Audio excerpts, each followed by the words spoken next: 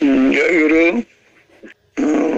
আমার অস্থিবৃদ্ধির পরম উদ্ধাতা পরম দয়াল শ্রী শ্রী ঠাকুর, পরম আরাধ্যা জগৎ জননী শ্রী শ্রী বড়মা, পরম পূজ্যপাদ শ্রী শ্রী বরদা, পরম পূজ্যপাদ শ্রী শ্রী আচার্যদেব এবং ঠাকুর পরিবারের সকলকে জানাই আমি আমার অন্তরের অন্তঃস্থল থেকে কোটি কোটি প্রণাম। বরেণ্য সঞ্চালক এবং ঠাকুরের জীবন মন্ত্রে অভিষিক্ত পূজারী পূজারিণী বৃন্দ, যথাযোগ্য স্থানে আমার শ্রদ্ধা ভক্তি ভালোবাসার আনন্দিত অভিনন্দন জ্ঞাপন করছি। আজকে অপূর্ব সুন্দর পরিবেশ রচিত হলো, কীর্তনের মধ্য দিয়ে অপূর্ব সুরেলা কণ্ঠেশ্বরে অনেক সঙ্গীত পরিবেশিত হলো। একটা মধুময় নববৃন্দাবন, এখানে ইষ্ট প্রসঙ্গ করা কঠিন ব্যাপার। আসলে আমাদের তার কথা বলা তো খুব কঠিন, খুবই কঠিন, দয়া না করলে বলা যায় না। এই পৃথিবীটা তার দয়ার ঝর্ণাধারা বর্ষিত হচ্ছে, আমরা কে কতটুকু নিতে পারি সেটাই মূল কথা। আমরা কে কতটুকু তাতে হারিয়ে যেতে পারি, সেই আমি হারিয়ে যেতে চাই। কীর্তনের কথা যে তোমাকে যেন আমি তোমার মধ্যে ডুবে যেতে পারি। তুমি আমার ইহকালের পরকালের সাথী, জন্ম জন্মান্তর সাথী, সকল সময় তুমি আমায় ঘিরে আছো।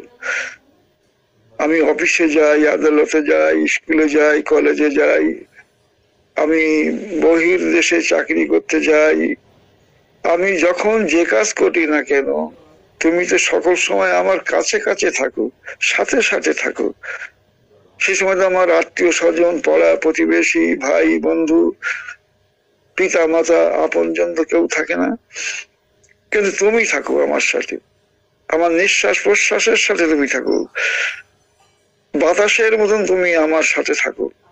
বাতাস যেমন সকল সময় আমার কাছে কাছে থাকে, বাতাস ছাড়া আমি হই না। ঘরের মধ্যে কিচ্ছু নেই, কিন্তু একটা জিনিস আছে, বাতাস আছে। তুমি আমার সাথে সাথে তেমন আছো। সেই তোমাকে যদি আমি উপলব্ধি করতে না পারলাম, তোমাকে যদি বুঝতে না পারলাম, তোমাকে যদি প্রতিষ্ঠা করতে না পারলাম, যে দেখালো জো তাকে দেখাই আমরা ভো, যার মধ্যে আমার জীবন, যিনি আমার বাঁচিয়ে রেখেছেন, যিনি আমাকে কথা বলার শক্তি দিয়েছেন, যার দয়া সূর্যের আলো, চাঁদের মাধুরী, বসন্তের মৃদুমন্দ বাতাস, তাকে যদি না বুঝতে পারলাম তাহলে জীবনের সার্থকতা কোথায়? বিবেকানন্দ বলেছিলেন, I am a lover, not a fighter, but I shall fight for what I love. আমি একজন প্রেমিক, আমি যোদ্ধা না, কিন্তু আমি যুদ্ধ করব কার জন্য? ফর হোয়াট আই লাভ, যাকে আমি ভালোবাসি তার জন্য। এই জগৎটা তো ভালোবাসাময়, ভালোবাসাই এই পৃথিবীকে ধরে রেখেছে, ভালোবাসাই মানুষ মানুষকে আপন করতে শিখিয়েছে, ভালোবাসাই জীবনের মূল স্তম্ভ। যে ভালোবাসা প্রিয় পরম নিয়ে আসেন, এই পৃথিবীর যত ভালোবাসা, এই পৃথিবীর যত মা আছে তার পুত্রের প্রতি ভালোবাসা, এই পৃথিবীর যত পিতা আছে তার পুত্রের প্রতি ভালোবাসা, এই পৃথিবীর যত ভাই আছে তার ভাইয়ের প্রতি যে ভালোবাসা, সমস্ত ভালোবাসা করলেও প্রিয় পরমের ভালোবাসার সাথে তুলনা হয় না। তার ভালোবাসা সব ভালোবাসা ছাড়িয়ে, তার সেই ভালোবাসা। আচার্যদেব বলেন যে আমি আমার স্ত্রীকে ভালোবাসি, স্ত্রীও আমাকে ভালোবাসে। আমি আমার ছেলে অবিনকেও ভালোবাসি, অবিনও আমাকে ভালোবাসে। কিন্তু আমি জানি এই সব ভালোবাসার ঊর্ধ্বে আর এক ভালোবাসা, পরম পিতার ভালোবাসা। সেই ভালোবাসা, সব ভালোবাসা ছাপিয়ে যদি তার দিকে আমাদের এই ভালোবাসা যদি ছুটে না যায়, তাহলে আমার এই জন্ম জন্মান্তর এই যে জীবন, এই জীবন কিন্তু সার্থক হবে না। ঠাকুর বলছেন একটা কথা জানিস মনে, মুক্তি তোকে পেতেই হবে। যে পথ গেছে সেই পারের পানে, সে পথে তোর যেতেই হবে, নইলে কি হবে, দুঃখ আঘাত জীবনটাকে ভরিয়ে তুলতেই হবে। এরকম একটা বাণী আছে। অর্থাৎ আমাকে যেতেই হবে। আমরা অমৃতের পুত্র, তখন অমৃতেরই পুত্র তোরা, অমৃতই জীবন ভরা, মরণ ভোজে মরণ খুঁজে হবি কেন সর্বহারা। আমরা মরণ খুঁজে আমরা সর্বহারা হয়ে পড়ি। সেই প্রিয় পরম এসেছেন অমৃতের আশ্বাস দেবার জন্য। আজ সেই অমৃতকে তুলে ধরতে হবে আমাদের জীবনে। ঠাকুর বলছেন জীবনটাকে যদি উপভোগ করতে চাও, তবে মানুষ হবার সাধনায়, মানুষকে মানুষ করার সাধনায় নিজেকে উৎসর্গ করে দাও, নইলে প্রবৃত্তি স্বার্থান্ড জীবনের কোনো দাম নাই। ইষ্টকে মাথায় নিয়ে বহুর জীবনে ব্যপ্ত হয়ে পড়ো। এই বহুর জীবনে ব্যপ্ত হয়ে পড়া, বহুর জীবনে যতক্ষণ ব্যপ্ত হতে না পারবো, ততক্ষণ কিন্তু জীবন সার্থক হবে না। ঠাকুর বুক ফাটানো টান যেখানে, প্রাণ যেখানে ধায়, তারই মন পেতে গিয়ে তারই ভাব সে পায়। এই বুক ফাটানো টান, এই বুক ফাটানো টান যদি না থাকে, তাহলে তার ভাব আমরা পেতে পারি না। শ্রী শ্রী বড়দা তিনি বলতেন যে ভক্তের চরিত্র কেমন হবে, ওই বৈষ্ণব শাস্ত্রের একটা কথা দিয়ে বলতেন, তৃণাদপি সুনিচেন তররিব সহিষ্ণু না, অমানি না মানদেও কীর্তনীয় সদাহরি। তৃণদপি সুনিচেন, অর্থাৎ তৃণ হইতে সেই নিচ হইয়া সবেদিক নাম। তৃণ যেমন অহংকার শূন্য, অভিমান শূন্য, সেই যে তার মতন যদি আমরা হতে পারি। তররিব সহিষ্ণু না, তররিব মানে কি, তরু মানে গাছ, গাছের মতন সহিষ্ণু ভাব। গাছের যে ডালে বসে আমি সেই ডালটা কাটি, সেই ডালটা আমার আশ্রয় দিয়েছে, সেই ডালটা আমাকে বসার জায়গা করে দিয়েছে। যে ডালটা ভাঙি, সেই ডালের গাছের পাতাগুলো আমার মাথার সূর্যের থেকে, সূর্যের রৌদ্র থেকে কিন্তু আমাকে ছায়া বিস্তার করেছে, আমাকে বাতাস দিচ্ছে, তবু সে ধৈর্য ধরে আমাকে কিন্তু বহন করে নিয়ে যাচ্ছে। তাই তররিব সহিষ্ণু না। আর অমানি না মান দেব, অমানি ব্যক্তি যে, তাকেও সে মান দেবে। আর কীর্তনীয় সদাহরি, মুখে সকল সময় তাই সেই নাম গুণগান, ঈশ্বরের নাম গুণগান থাকবে, সেই হচ্ছে প্রকৃত ভক্ত। সেই প্রকৃত ভক্ত। তাহলে ভক্ত তবে কে, অস্খলিত ইষ্টনিষ্ঠ ভজন রাগী, যে একটা নৌকা 200 মণ মাল বহন করে নিয়ে যেতে পারে, কিন্তু সেই নৌকা যদি ছিদ্র থাকে, তাহলে বক বক করে জল ওঠে, সে 2 কেজি মাল বহন করে নিয়ে যেতে পারে না, নৌকা ডুবে যায়। তেমনি আজকের পৃথিবীর অনেক বড় বড় জ্ঞানী পণ্ডিত, বিশাল নৌকা, কিন্তু ওই ছোট্ট ছিদ্র, ওই ছিদ্র দিয়ে যদি বক বক করে জল ওঠে, তাহলে কি হবে, তাহলে কিন্তু সেই নৌকাটা ভেসে থাকতে পারবে না, ডুবে যাবে। তাই আজকের এই ছোট্ট ছোট্ট বড় বড় পণ্ডিত জ্ঞানীর মধ্যে ছোট্ট ছোট্ট ছিদ্র আছে, সেই ছিদ্র দিয়ে বক বক করে জল উঠছে।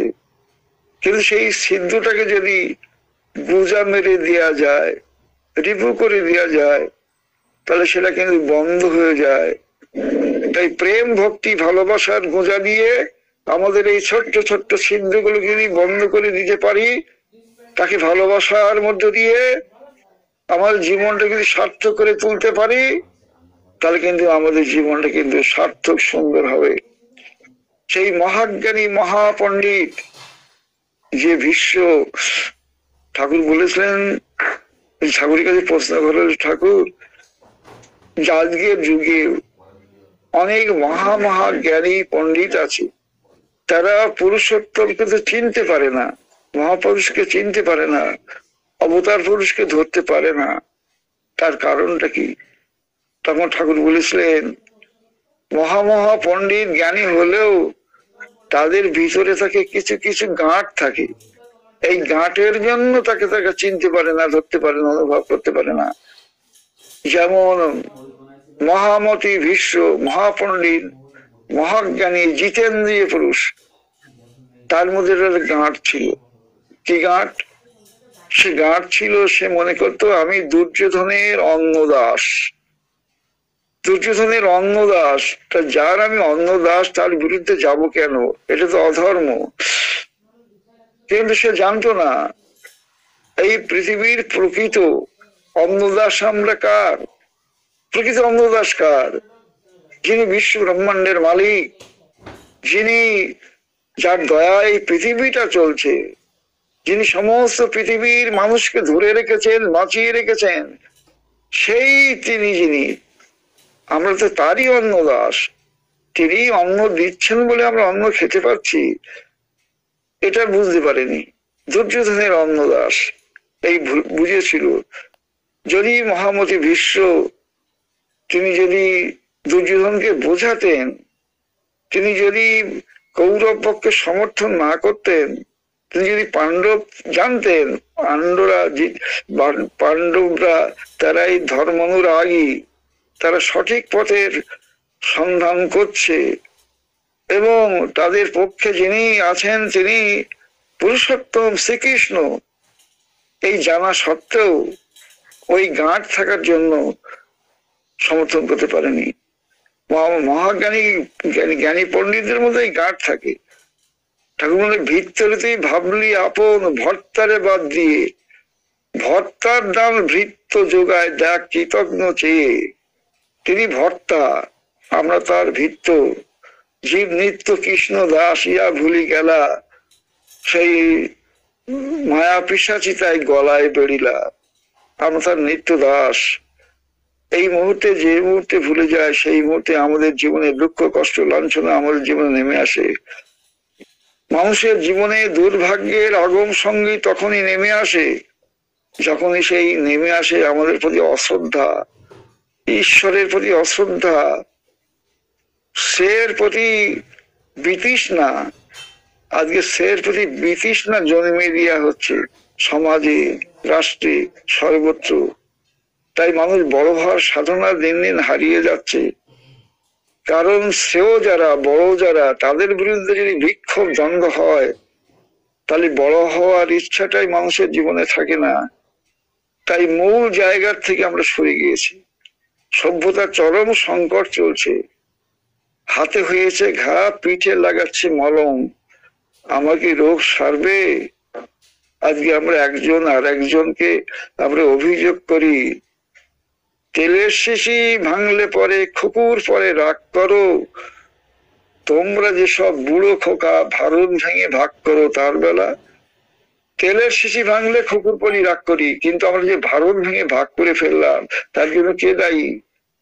তাই মানুষের জীবনের মূল ধর্ম, ইষ্ট, কৃষ্টি, আদর্শ, সেই আমরা যখন যে মুহূর্তে দেবতা ভুলিলে ধর্ম ভুলিলে দুঃখ আসিয়া ধরে, সময় বুঝিয়া সাধনার পথ ধরাইয়া তারে দিবে, বাকি যাহা কাজ আমি করিব মোর কাছে পাঠাইবে। পরম পিতার রাজ্যে ডিভাইন ইকোনমি চলছে। এই ডিভাইন ইকোনমিটা হলো এমন, এখানে যারা পরম পিতাকে যারা সত্য সত্যি ভালোবাসে, যারা অগণ্য নগণ্য হয়ে অতি সাধারণ মানুষ হয়েও তারা কিন্তু জীবনে টিকে থাকে। পরম পিতা তাকে সব অবস্থার মধ্য দিয়েই তাকে নেতা বানিয়ে দেয়, যে তাকে ভালোবাসে। আর মহা অগ্রগণ্য ব্যক্তিও যারা তাকে ভালোবাসে না তারা কিন্তু কালের এই মহাচক্রে কিন্তু একদিন হারিয়ে যায়। তাই পরম দয়াল এসেছেন, বিধির বিধানে চিরতর জারি হয়ে আছে যে যারা অহংকারের উপর দাঁড়াবে, তারা যত প্রতিভাশালী হোক না কেন, যত পণ্ডিত হোক না কেন, যত জ্ঞানী গুণী মানী হোক না কেন, তারা কিন্তু তলিয়ে যাবে। আর যারা প্রভুর জন্য নিজের অহংকারকে উৎসর্গ করবে, তারা চিরস্থায়ী চিরতরে মানুষের মনে স্থায়ী আসন করে নেবে, অন্তত লোক মনে। এটা কিন্তু বিধির বিধান। সেই বিধির বিধান নিয়ে তিনি এসেছেন। বিধিকে যে মানবে, বিধাতার আশীর্বাদ সে পাবে। আর বিধি যখন বিকৃত হয়ে ওঠে, তখনই ব্যাধি এসে আক্রমণ করে। বিধি আর ব্যাধি, বিধিকে যে মানে না, ব্যাধি তার জীবনে আসে। ঠাকুর বলছেন অনিয়মে ব্যাধি হয়, আর সুনিয়মে ব্যাধি ক্ষয়। ঠাকুর বলছে তুমি কুলো আর চালনী, তুমি কুলো প্রকৃতির মানুষ হও, চালনী হইও না। ঠাকুর রামকৃষ্ণদেব বলেছিলেন কুলো কি করে? কুলো সারটাকে রেখে দেয়, অসারটাকে ফেলে দেয়। চালনী অসারটাকে ফেলে দেয়, হ্যাঁ, চালনী সারটাকে ফেলে দেয় আর অসারটাকে রাখে। তাই কুলো প্রকৃতির মানুষ হতে হবে। মাছি মানুষ না, মৌ মানুষ। মাছি মানুষ কি করে? এখান থেকে ওখানে যায়, সে বহন করে নিয়ে বেড়ায়, সে বীজাণু বহন করে নিয়ে এই খাবার থেকে আরেক খাবারে বসে। আর মৌমাছি সে কিছুর উপর বসে না, সে ফুলের উপরে বসে, সে মধু সংগ্রহ করে, সে মানুষের জন্য চাক তৈরি করে, নিজের জন্য না। মধুমক্ষী মধু আনে, খেয়ে বেড়ায় ভ্রমর, গোবরে পোপা গোবরই থাকে, পছন্দ করে গোবর। তাই আমরা যেন মাছি মানুষ হই না, মৌ মানুষ হই। এই জীবনে এসেছি কদিনের জন্য, জীবন তো চলে যাবে। তুমি অন্তরে চাতক তৃষ্ণা সৃষ্টি করো। চাতক পাখি যেমন কোনো জল খায় না, সে আকাশের দিকে থাকে, সে ফটিক জল করে। এই পৃথিবীর অনন্ত জলরাশি, খানা খন্ড, নদী, পুকুর, কোনো জল সে খাবে না। সেই উপরের জল নাহলে তার তৃষ্ণা নিবারিত হয় না। প্রকৃত ভক্ত যারা, এই পৃথিবীর অর্থ, ঐশ্বর্য, মান, সম্মান, প্রভাব, প্রতিপত্তি কোনো কিছু তার ভালো লাগে না, সবটা তার আলুনি লাগে। সেই পরম পিতার প্রেম, পরম পিতার ভালোবাসা না হলে তার জীবন কিন্তু সার্থক হয় না। তাই তুমি চাতক তৃষ্ণা সৃষ্টি করো। এই পৃথিবীতে মানুষ কত খারাপ হতে পারে, খারাপ হতে হতে হতে হতে সে বিষ্ঠার মতন হয়ে গেল। বিষ্ঠার মতন খারাপ জিনিস নেই, কিন্তু তিনি তো সূর্য স্বরূপ। সূর্যের আলো কিন্তু বিষ্ঠার উপরে গিয়ে পড়ে। তাই তার প্রেম সকলের উপরে। তিনি মানুষকে এত ভালোবাসেন। আশ্রমে একটা মা থাকতো, তার মধ্যে অনেক দোষ ছিল, তার মধ্যে চৌর্যবৃত্তি ছিল, তার মধ্যে সে খুব মুখরা প্রকৃতির ছিল, অনেক জঘন্য তার আচরণ ছিল। তবুও তার বিরুদ্ধে সবাই অভিযোগ করত। ঠাকুর বলতেন জানিস ওর মধ্যে অনেক দোষ আছে জানি, কিন্তু জানিস ও কিন্তু ভালো তামাক সাজতে পারে, শুধু ভালো তামাক সাজতে পারে। এই জন্যই তিনি আশ্রমে তাকে রেখে দিয়েছিলেন। ঠাকুর বলছেন কারো নিন্দনীয় যদি কিছু থাকে দেখতে হবে তার মধ্যে প্রশংসনীয় কিছু আছে কিনা। যদি প্রশংসনীয় কিছু থাকে সেইটা তাকে আগে তুলে ধরতে হবে। তারপরে নিন্দনীয় কিছু যদি বলার দরকারও হয় তা সর্বসমক্ষে বলা যাবে না, তাকে গোপনে বলতে হবে সংশোধন করবার জন্য। এই জন্য কিন্তু পরম দয়াল ঠাকুর অনুকূলচন্দ্র এসেছেন। তার পথে চলতে গেলে তার আদেশ পরিপালন করতে হবে। আমাদের সৎসঙ্গে রাসু জোয়ারদার ছিল, তার ছেলে নীলু জোয়ারদার। ঠাকুর তাকে বাচ্চা, ঠাকুর বলছেন এই নীলু এদিক শোন, বলে আমার জন্য 20টা টাকা নিয়ে আয়। বলে ঠাকুর কোথাতে নিয়ে আসবো ঠাকুর, আমি বাচ্চা তো, কিছুই সে কাজও করে না, কিছুই করে না, সে কিছু বোঝেও না। তুই দৌড় মার, দেখবি পেয়ে যাবি, দৌড় মার। এবার নীলু জোয়ারদার কি করলো, ঠাকুরের এই পার্লার থেকে ছুটে দৌড়াতে লাগলো। দৌড়া গিয়ে গেটের কাছে যায়, আবার গেটের থেকে দৌড়াতে দৌড়াতে আবার পার্লারের কাছে আসে। এইবার একজন ব্যক্তি সে বললো, তুমি দৌড়াচ্ছ কেন, কি জন্য, কি ব্যাপার? ঠাকুর আমাকে 20টা টাকা চেয়েছেন। তা আমি বললাম আমি কি করে দেব? ঠাকুর বললেন দৌড় মার, পেয়ে যাবি। আমি সেই জন্যই দৌড়াচ্ছি। তখন সেই দাদা পকেট থেকে 20 টাকা দিয়ে বললে, এই নাও, ঠাকুর যখন তোমাকে চেয়েছেন আর তোমার কাছে যখন নেই, তুমি এই টাকাটা নাও, তুমি ঠাকুরকে দিয়ে দাও। ঠিক তেমনি ঠাকুরের ইচ্ছা পরিপূরণ করার জন্য যদি আমরা দৌড় দেই, আমি যদি ঝাঁপিয়ে পড়ি, যদি সেই বিশ্বাস নিয়ে ঝাঁপিয়ে পড়ি ঠাকুর বলেছেন তা হবেই, তাহলে কিন্তু আমরা তো পেয়ে যাবই।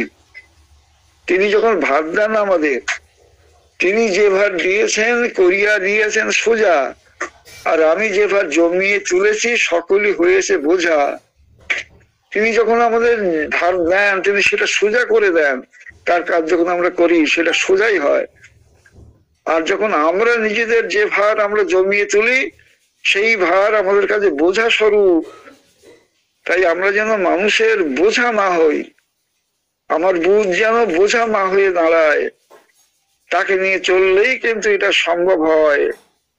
তাই ইষ্টকে বাদ দিয়ে আমরা যাকেই মুখ্য করে তুলি না কেন, ওই আসক্তি কিন্তু আমাদের জীবনে সর্বনাশ ডেকে নিয়ে আসতে পারে। দুটো শব্দ আছে, অ্যালার্জি আর এনার্জি। যাদের মধ্যে অ্যালার্জি বেশি তাদের মধ্যে কিন্তু এনার্জি থাকে না, আর যার এনার্জি আছে তার কিন্তু অ্যালার্জি কিন্তু তাকে দূরে চলে যায়। তাই আমরা ঠাকুরের পথে চলবো সেই এনার্জি, সেই শক্তি নিয়ে। একবার ঠাকুর, তাকে কি বোঝা যায়, একবার ঠাকুর তার মধ্যে ভীষণ তার পায়খানা হচ্ছে, বারবার পায়খানা হতে হতে 20-25 বার পায়খানা গিয়েছে। সেই সময় ঠাকুর বলছেন আমি শক্তি করে ল্যাংচা খাবো, শক্তি করে ল্যাংচা খাবো। সবাই ডাক্তার থেকে শুরু করে তার নিত্য সেবক যারা সবাই ভাবতে লাগলো ঠাকুর এই শক্তি করে ল্যাংচা তো খাবেন বলছেন, শক্তি করে ল্যাংচা এই অবস্থায় খাওয়া কি সম্ভব? যেখানে 20-25 বার পায়খানায় গিয়েছেন, তার পেট ভীষণ খারাপ। তখন যেহেতু তিনি বলেছেন, কিন্তু তিনি শ্রী বড্ড বলছেন তাই তো ঠাকুর যখন বলেছেন, ঠাকুরের শরীর খারাপ হলেও ঠাকুরের দায়িত্ব তো পালন করতে হবে। কিন্তু এখন শক্তি করে ল্যাংচা কি করে সম্ভব? ওখান থেকে শক্তি করে গিয়ে ল্যাংচা নিয়ে আসা তো সম্ভব না। এই এখন সরিও। এইবার গেস্ট হাউসে গিয়ে দেখা যাক কোন ব্যক্তি এসেছেন কিনা। গিয়ে দেখালো একজন ব্যক্তি সেখানে এসেছেন, তার নাম চণ্ডী শিকদার। তিনি ওখান থেকে এসেছেন। আসার সময় তার মনে হলো, তিনি বললেন আসার সময় মনে হলো ঠাকুর তো, ঠাকুরের জন্য কি নিয়ে যাই। তা তিনি শক্তিগড়ের অমূল্য ঘোষ বলে একজন মানে কারিগর ছিল, সে ভালো ল্যাংচা তৈরি করতো খাঁটি ঘি দিয়ে, বলে ঠাকুরের কাছে গিয়ে বললেন। সেই সঙ্গে সঙ্গে তিনি সেই গরম ল্যাংচা তৈরি করে দিলেন, করে দিয়ে একটা নতুন কৌটায় সেগুলো ভরে মুখ বন্ধ করে একেবারে সিল করে দিলেন। তিনি এর আগে তিনি বহুবার দিয়েছেন। এইবার সেই ল্যাংচা নিয়ে আসলেন, নিয়ে এসে গেস্ট হাউসে উঠেছেন। শ্রী বড়দা গিয়ে দেখেন ওই চণ্ডী শিকদার বলে একজন এসেছে এবং কাছে একটা কৌটা। বলে কৌটা কি আছে?